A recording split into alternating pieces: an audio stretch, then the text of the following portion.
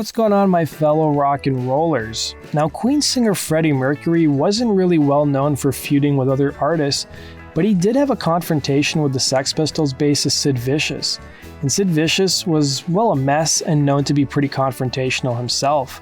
Now, the feud dated back to 1977 when both Queen and the Sex Pistols were recording at the Wessex recording studio in North London, and Queen was there working on their 6th album at the time, which was News of the World, and the Sex Pistols were working on their highly influential record Nevermind the Bollocks, Here's the Sex Pistols.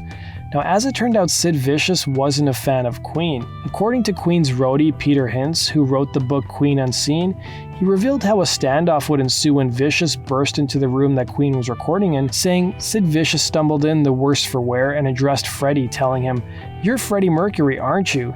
You're bringing ballet to the masses." Now, Vicious was referring to a past quote that Mercury had given in the press, and Freddie would respond with his own jab, revealing in an 80s interview, "I called him Simon Ferocious or something like that, and he didn't like it at all. I said, what are you going to do about it?" Now, Freddie would go on to mock the scratches on Vicious's body, claiming Vicious was very well marked. And Mercury would tell the bassist, "Make sure you scratch yourself in the mirror properly today, and tomorrow you're going to get something else." And Mercury would look back at the incident and say, "He hated the fact that I could even speak like that, and I think we survived the test." Now, Queen drummer Roger Taylor was more to the point when recounting the moment that Sid interrupted the recording of News of the World, saying Sid was a moron, he was an idiot. It would turn out that Freddie Mercury himself wasn't even a fan of the Sex Pistols' rough-edged brand of rock. Both bands shared the same label with EMI, and according to Queen's biographer, Mark Blake, Freddie didn't understand the whole punk thing, and that wasn't music to him. While Freddie may not have gotten along with Sid Vicious, Queen guitarist Brian May had more fond memories of sharing a studio with the Pistols, with the guitarist remembering, "We used to bump into them in the corridors. I had a few conversations with John Lydon, who was always respectful. We talked about music," he'd conclude.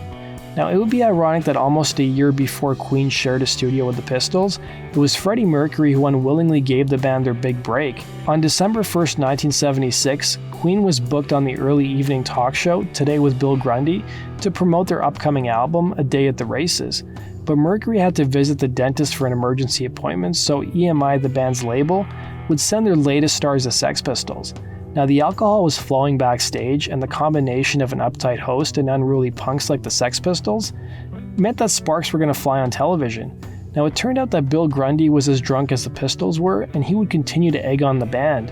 Guitarist Steve Jones and singer Johnny Rotten would accept the challenge and uttered expletives during the interview, as you can see in this clip here. Really ever paid much attention to Bill Grundy, except he always looked like a really bad drunk.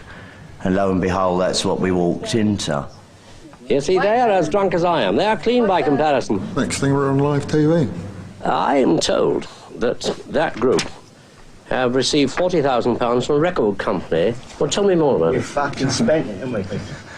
And I've also got to confess a bit. I'd been up for 3 days speeding out of my mind, walked into that studio. This is not what I needed. Which one? Nothing, a rude word. Next question. No. What was the rude word? Shit. Was it really? Good heaven. And we were goaded. I didn't want to go that way.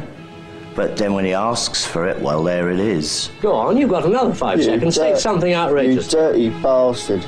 Go on, again. You dirty fucker. What a clever boy. What a fucking rot. Now, even though the program was only broadcasted in the greater London area, the interview made the national press. The band was plastered on the front of the Daily Mirror with the headline, "The Filth and the Fury," while other tabloids published similar sensational headlines. Now, stories started to trickle in about some of the members of the public's reaction to the interview, and apparently one outraged truck driver smashed his television set, while conservative members of London City Council described the Sex Pistols as nauseating and the antithesis of humankind. Now, most of the dates on their upcoming Anarchy of the UK tour would be cancelled or protested, and all the media attention did was just basically increase the band's popularity, and the band had Freddie Mercury to thank for that.